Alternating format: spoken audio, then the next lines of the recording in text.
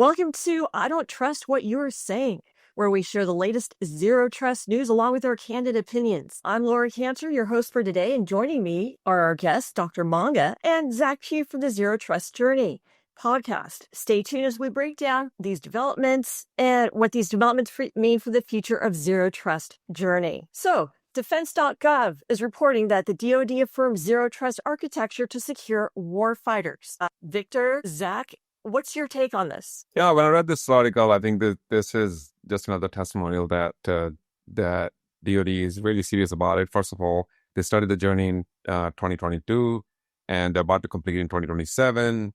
Out of the whole 152 security activities, they have completed 91, so that's excellent. They are actually about 60% done, and they still got 2 more years to go. So, Zach, I don't know what's your take on it. It feels all very positive and in a good positive direction. Yeah, I agree. And first up, the DoD in this article emphasizes that the fundamental reason why we're all on this journey is to prevent adversary data theft and protect our warfighters. And being a veteran myself, that's near and dear to my heart is making sure that our warfighters are protected. So that's a big component of this. And when we're thinking about the ambitiousness of the DoD here, I think back to flank speed and all the success that they had there. But they're demonstrating with this a concrete roadmap towards a more resilient defense against cyber threats that would compromise sensitive weapon system details, personnel details, whatever it may be. But it's a proactive approach that's acknowledging the persistent danger of network infiltration and the potential consequences associated with stolen information there. Thank you.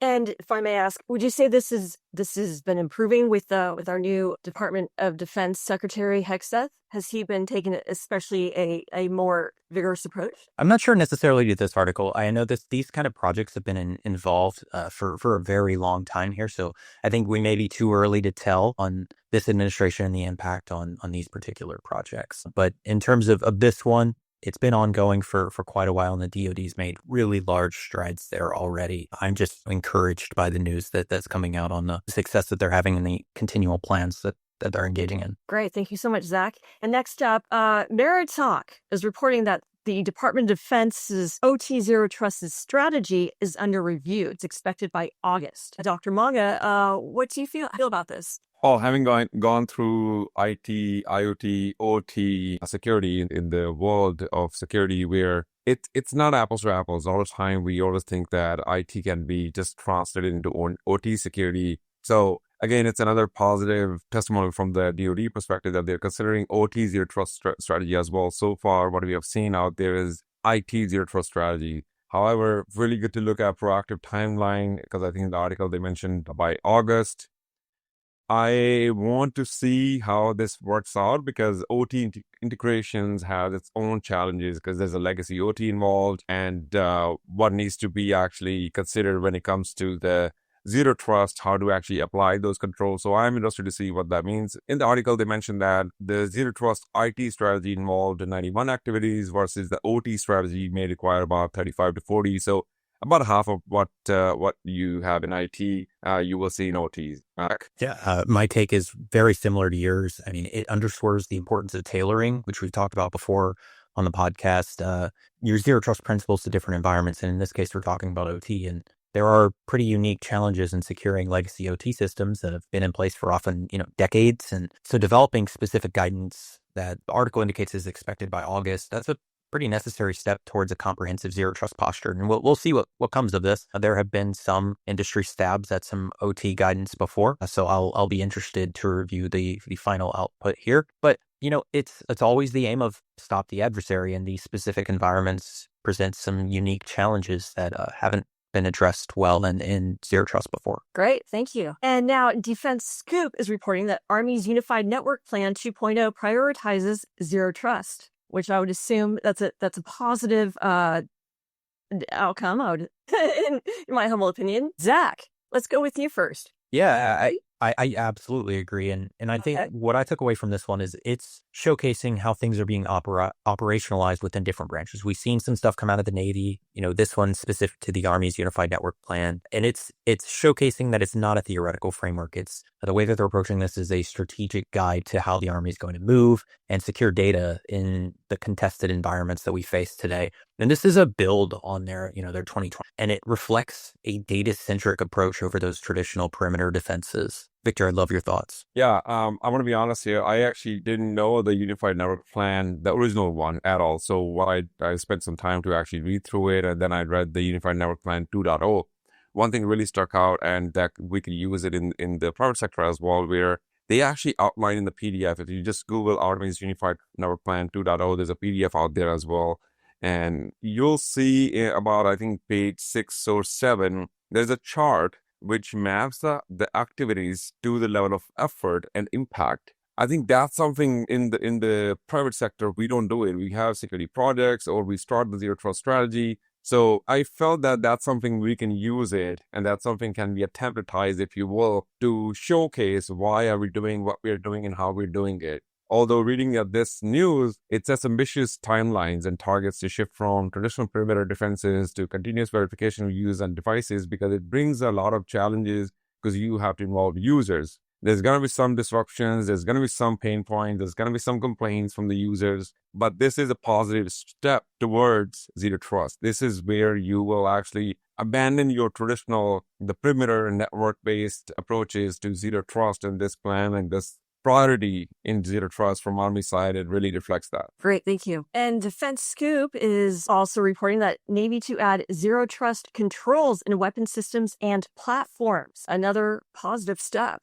Would you say, Dr. Manga? Yeah, I think, again, Pentagon released this zero trust strategy in 2022. You all read that, and as Zach mentioned, Flag Speed has really already met most of their 152 zero trust criteria. So whatever the requirements from the DoD perspective, everybody is following that. But now it's actually transforming to OT, as we just talked about, transforming to weapon system and platforms. So I am interested to see how integrating modern zero trust frameworks with the legacy systems and how they will be able to do it. Would be interested in actually learning more about it and reading more about it. It does present a lot of challenges that they will need to be carefully planned and executed. So again, it's a positive way, because so far zero trust strategy had always been into the IT world. Now we are expanding that slowly to OT, to weapon systems, to platforms, which is, again, for the private side, it just shows that for those who still think that zero trust is a marketing buzzword, it is working out in the DoD, and that's where the most of the critical infrastructure, if you will, that they are protecting, including their lives. Great, thank you. And Zach? Yeah, I just love seeing the Navy taking a lead role here in developing these kind of standards for,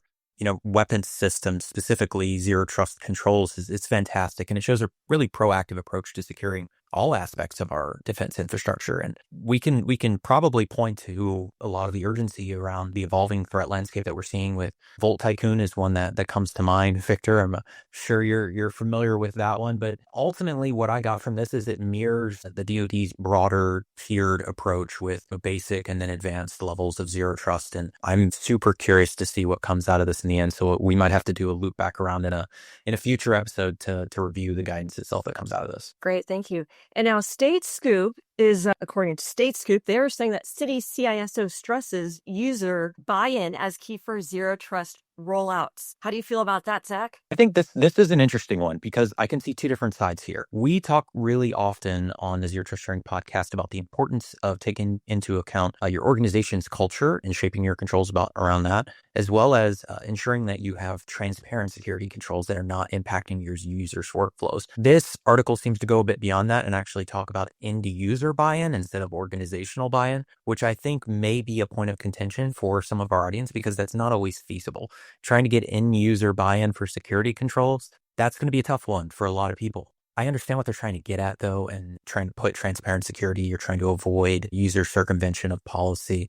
I get all of that. My main takeaway was potentially there is a little bit of a contention that may be sourced from this particular article that end user buy-in may not be possible for all organizations, but the end goal remains the same there. Thank you. And Dr. Manga? Yeah, exactly what Zach said. When you look at zero trust strategy, there's one spectrum where the zero trust strategy, the owner or the key stakeholder won't involve anyone, and the zero trust strategy is built in a silo. That's one spectrum, and that's consistently failing. The other side is where this article is actually pointing out, where let's actually add user acceptance as part of the essential key component for effective zero trust rollouts. Now that's a bit extreme because you will never be able to really fulfill every single user needs as part of the strategy, and it will just never end. When will you start the actual project? Because you just continue with this user acceptance and the exceptions handling, and then you'll keep changing that. So the middle ground here is just like figuring out what's critical to the infrastructure or your organization, and then make sure the user workflows for those critical processes and applications are definitely part of zero trust strategy. Anything comes more to it, that's a bonus. But if you just really involve every user or user acceptance, or even include all the non-essential processes in zero trust strategy, that might not work out. So again, it's an alignment between technology and user behavior. But at the end of the day, you would have to balance based on your organization. Now, look, if this works out for your organization, kudos, perfect. You have done your job actually evangelizing zero trust. If you can bring the user acceptance for most of the departments into the zero trust strategy and rollouts. But if not, there is a middle ground. And again, we talk about it. There is no 100% of the zero trust. Just start somewhere and keep evolving it. It's a journey. It's not a summit that you achieve one day and then you're off you go. You're going to have to keep evolving this. So that's where I would do it, or I would start. Okay. I actually have a side question. Do you remember the CrowdStrike outage? Yes. July. Would zero trust, would that have had any type of impact? I mean, I don't know if they're related at all, but would that have been beneficial for CrowdStrike? Because that impacted airports, hospitals. Sure. Yeah, I'll give my take and pass it on to Zach. So that just shows that one person have that much, or one process or one application access can have that much impact. It's just another testimonial why companies, organizations need to consider zero trust. Because had it have layered approach because of the impact, had it have approval system or escalation system, or even a continuous verification, it wouldn't have happened. Maybe. Again, it depends on the strategy. But the point I'm trying to make is that if one application access from a user can have this much impact, it shouldn't be this easy to actually cascade the effect. It should have been a little bit more layered approach. It should have been a little bit more rotation of duties, or rotation of or separation of duties, where if the coder actually push the code, then it goes to level 2 for review, maybe go into the testing, and maybe go into all of that was bypassed, or whatever that was. But it just shows that if they have zero trust, or maybe they did, maybe one of the things were not considered. Again, I'm not trash talking CrowdStrike here, but the point is something was not done right here. So right, Zach.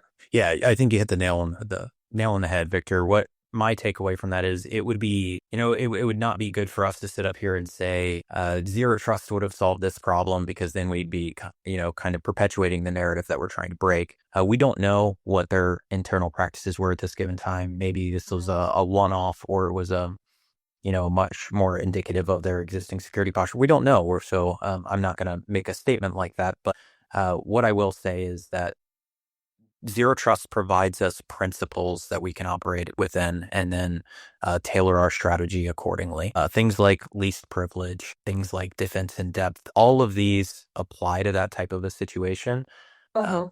I can't say one way or another, though, if it would have necessarily prevented something like that from happening. Great, thank you. Verizon Business launches Zero Trust Suite for mid-sized firms. That's according to RCR Wireless. Zach, what's your point of view? Yeah, I think this just provides an example of how the commercial sector is making zero trust principles within products more accessible. I want to stray away from calling things a zero trust product. We hype on that a lot.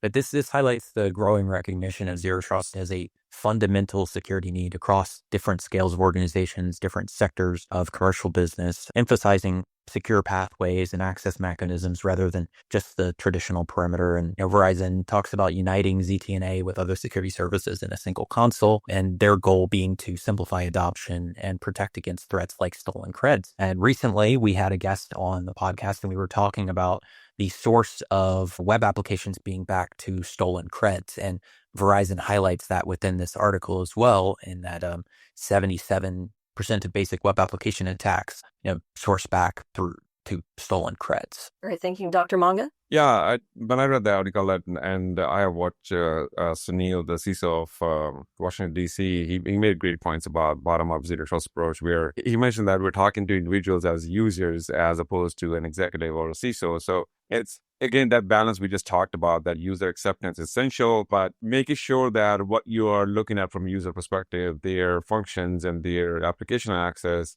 make sure you really understand that so that you don't disrupt it as part of your strategy. You don't add more steps to do their day job and reduce the productivity. So this really talks about that engaging employees at the right time is key to overcoming zero trust resistance, because they are part of it. They're part of the critical conversation.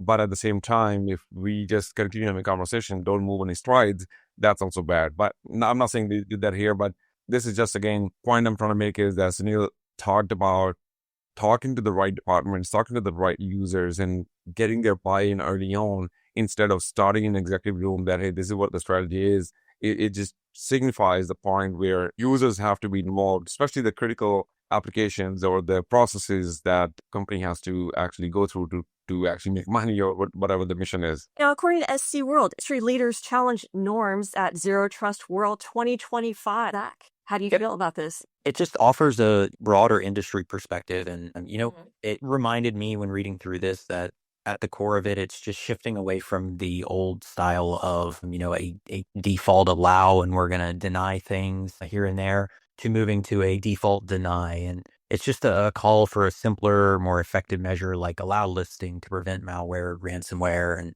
questioning the status quo in the cybersecurity spending resonates with that idea of a strong zero trust posture. What was your take, Victor? Yeah, I have not attended all the sessions at Zero Trust World 2025, but some of the things that I've read, especially in this news from SC World, is the leaders, industry leaders, are really challenging exactly what you said, the traditional models, and they want to work on zero trust strategy. They want to implement it.